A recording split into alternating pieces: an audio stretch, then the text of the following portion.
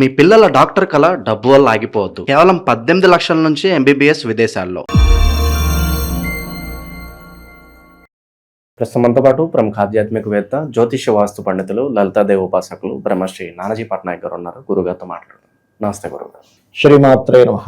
August మాసం విశేషంగా తులారాశి వాళ్ళకి ఎలాంటి శుభవార్తలు ఉన్నాయి, ఏ విషయాల్లో ఎక్కువగా జాగ్రత్తలు తీసుకోవాలంటారు, ఎలాంటి బ్యాడ్ న్యూస్లు కూడా ఉన్నాయో తెలియచేయండి ఈ నెల వేళకి.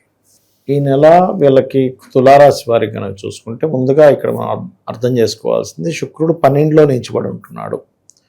సో ఈ 12లో నీచబడి ఉన్నప్పుడు ఏంటంటే కొంచెం హ్యాబిట్స్ విషయంలో జాగ్రత్తగా ఉండాలి. అదేవిధంగా 5లో రాహు, 6లో వక్రించిన శని, భాగ్యంలోకి ఎంటర్ అవుతున్న కుజుడు, ఆ భాగ్యస్థానంలో ఒక 3-4 రోజులు కుజబుధులు కలిసి ఉంటారు. అండ్ దశమ స్థానంలోకి మళ్ళీ 5వ తేదీ నుంచి బుధుడు వచ్చేసి రవి, గురు, బుధుడు 10వ స్థానంలో కర్మస్థానంలో ఉంటారు. లాభంలో కేతు ఉన్నాడు. ఈ టోటల్ ఈ గ్రహాలని పరిశీలన చేసి వీరికి ఎలా ఉండబోతుంది, తులారాశి వారికి ఏ దేవతారాధన చేయాలి, ఎటువంటి విషయాల పట్ల జాగ్రత్తగా ఉండాలి అనేటువంటి అంశాలు చెప్తుంది నేనైనప్పటికీ చెప్పిస్తుంది సాక్షాత్ లలిత అమ్మవారిగా భావిస్తూ, ఆ లలితాంబిక అమ్మవారి యొక్క అనుగ్రహం మీకు పరిపూర్ణంగా కలగాలని మనస్ఫూర్తిగా కోరుకుంటూ, ఇక్కడ ముందుగా వ్యసనాలు, ఇన్వెస్ట్మెంట్స్ విషయంలో ఈ నెలలో ఈ తులారాశి వారు ఖచ్చితంగా జాగ్రత్తగా ఉండాలి ఈ నెల మొత్తము కూడా. ఎందుకంటే 12వ స్థానంలో శుక్రుడు ఉండడమే కాకుండా కుజుడు దృష్టి కూడా ఉంది దాని మీద. సో ఈ కుజుడు దృష్టి నీచబడ్డ శుక్రుడి మీద ఉన్నప్పుడు అనవసర వ్యసనాలు, ఏదో ఇప్పుడు ఇవాళ రేపు మనం చూస్తూ ఉంటాం లైంగికంగా కలవడం వల్ల వచ్చే ఇబ్బందులు ఇట్లాంటివి వస్తూ ఉంటాయి. కాబట్టి చాలా కేర్గా ఉండాలి. ఉద్యోగంలో కాస్త ప్రమోషన్స్ ఇట్లాంటివన్నీ కూడా ఉన్నాయి చెప్పాలంటే వీరికి ఈ యొక్క మాసంలో.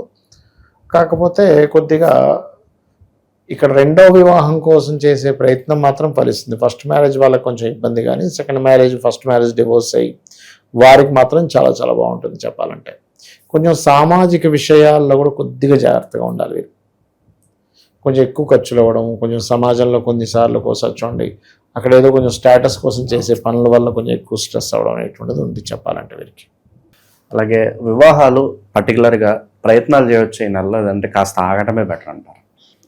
నన్ను అడిగితే ఆగడం కరెక్ట్ అంట. ఎందుకంటే ఇక్కడ శుక్రుడు నీచంలో ఉన్నాడుగా. ఇప్పుడు ఏంటంటే ఆఫ్టర్ మ్యారేజ్ తర్వాత చెప్పేదంతా 12వ స్థానం. ఆ 12వ భావంలో ఎప్పుడైతే శుక్రుడు ఉన్నాడో, శుక్రుడు నీచ స్థానంలో ఉండే శుక్రుడు ఇచ్చే రిజల్ట్ అంత మీకు పాజిటివ్గా రాదు. దానివల్ల ఆగడమే కరెక్ట్ అసలు నన్ను అడిగితే. వాహనం మీద వెళ్ళేటప్పుడు కూడా అతివేగం పనికిరాదు. తాతగారి, తండ్రి గారి ఆస్తుల విషయంలో కొన్ని డెసిషన్స్ మనం రాంగ్ డెసిషన్స్ తీసుకుంటాం. ఇటువంటి విషయాల్లో ఖచ్చితంగా జాగ్రత్తగా ఉండాలి. ఫైనాన్షియల్ మ్యాటర్స్ విషయంలో కనుక చూసుకుంటే కొంచెం ఈ రియల్ ఎస్టేట్ చేసేటువంటి వారికి, క్రియేటివ్ ఫీల్డ్లో ఉండేటువంటి వారికి, కాస్త అనవసరం ఎక్కువ ఖర్చులు ఉన్నాయి. బట్ రియల్ ఎస్టేట్ చేసేవారికి బాగానే ఉంటుంది ఫైనాన్షియల్గా చెప్పాలంటే. అండ్ అదేవిధంగా ఇక్కడ గమనించినట్లయితే కొంచెం అన్నదమ్ములతోని అది కొంత వాళ్ళ సహకారం అందుతుంది. అదేవిధంగా ఉద్యోగంలో ముఖ్యంగా ఎందుకంటే ఎప్పటి నుంచో ఉద్యోగం కోసం ప్రయత్నం చేస్తున్నారు, మంచి జాబ్స్ రావట్లేదు.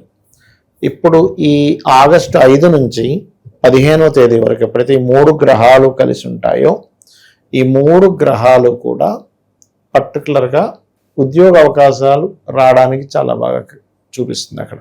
ఓకే. అండ్ అదేవిధంగా మరొక విషయం ఏంటంటే అప్పులు కొంచెం తగ్గుతాయి. ఎందుకంటే 6లో ఉండే గ్రహం వక్రిస్తుంది కదా, అందుకని కొంచెం రుణాలు తగ్గడము, ఏదైనా కొత్త రుణం కోసం ప్రయత్నం చేస్తే అది కొంచెం తొందరగా సెట్ కాకూడదు. ఎందుకంటే రుణం తగ్గించే టైం నడుస్తుంది కదా, రుణం కోసం ప్రయత్నం చేస్తే రాదు, అప్పుడు తీర్చేసే టైం నడుస్తున్నప్పుడు తీర్చడం జరుగుతూ ఉంటుంది. మీరు చేసే టైంలో మీరు తీర్చలేరు, చేస్తూ ఉంటారు అనమాట ఆ రకంగా. ఇక పోలీస్ స్టేషన్లు కావచ్చు, కోర్టు కేసులు ఉంటాయి గురుగారు, ఉపశమనం లభిస్తుంది అంటారా? కోర్టు విషయాలు ఉపశమనం కంటే కూడా కొంచెం ఇబ్బంది ఉందనే చెప్తాను నేనైతే.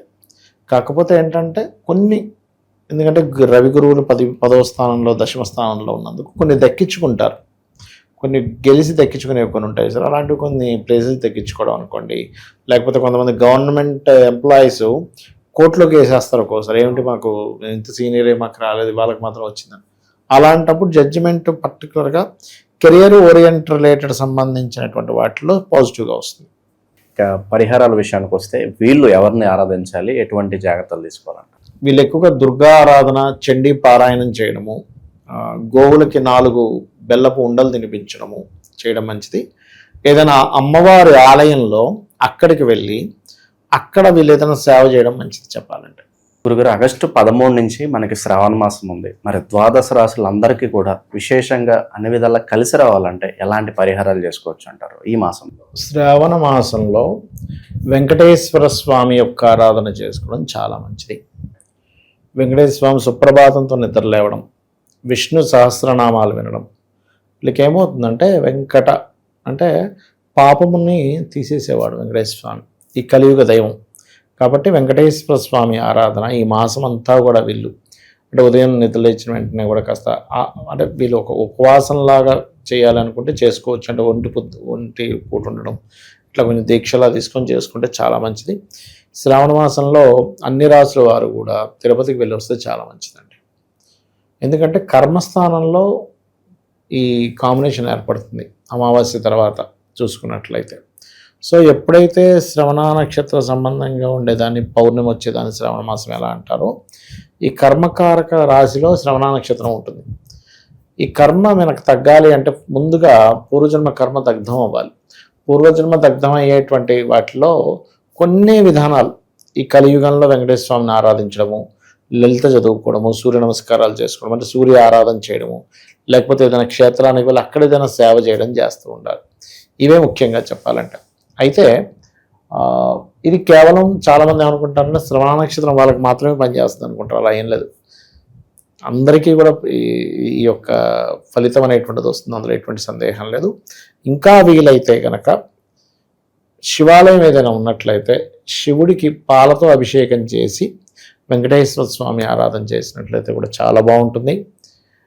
మనకి గోశాలకు వెళ్ళి గోవులకి బెల్లము పదార్థాన్ని తినిపించడము చాలా మంచి ఫలితాలు ఇస్తుంది శ్రావణ మాసంలో. అండ్ అదేవిధంగా మనకి సర్వసాధారణంగా ఏంటంటే తులసి మరియు పుష్పాలతో వెంకటేశ్వర స్వామిని అర్చిస్తే చాలా మంచిది ఈ మాసంలో.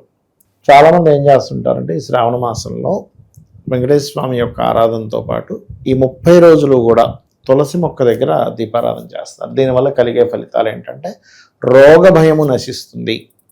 శ్రావణ మాసంలో ఇంకా చెప్పాలంటే నదిలో దీపాలు వదలడం మంచిది. మరియు అదేవిధంగా బియ్యపు పిండి ఉంటుంది, బియ్యపు పిండితో ఒత్తులు అంటే బియ్యపు పిండితో మన కుందుల్లా తయారు చేసి వాటిలో దీపాలు పెడతారు శ్రావణ మాసంలో ప్రత్యేకంగా. అవి కూడా చాలా మంచి ఫలితాలు ఇస్తుంది. అందులో కొంతమంది నెయ్యిని వేసి నెయ్యితో దీపం పెట్టడం చేసినప్పుడు ఏమవుతుందంటే శ్రావణ మాసంలో చేసే ఈ కార్యక్రమం వల్ల ఉద్యోగ సంబంధించిన విషయంలో కొత్త ఉద్యోగ అవకాశాలు వస్తాయి నెయ్యితో దీపం పెట్టడం వల్ల అని చెప్పి అంటూ ఉంటారు. ఒకవేళ ఉద్యోగంలో చాలా ఇబ్బంది ఉందనుకునేటువంటి వారు ఓం మాణిక్య మకుటాకార జానుద్వై విరాజితాయ నమః, మళ్ళీ ఓం నమో వెంకటేశాయ్ ఇది కలుపుకొని చేసుకుంటే ఇంకా బాగుంటుంది. మంచి విశ్లేషణ అందించారు, ధన్యవాదాలు. శ్రీమాత్రే నమః.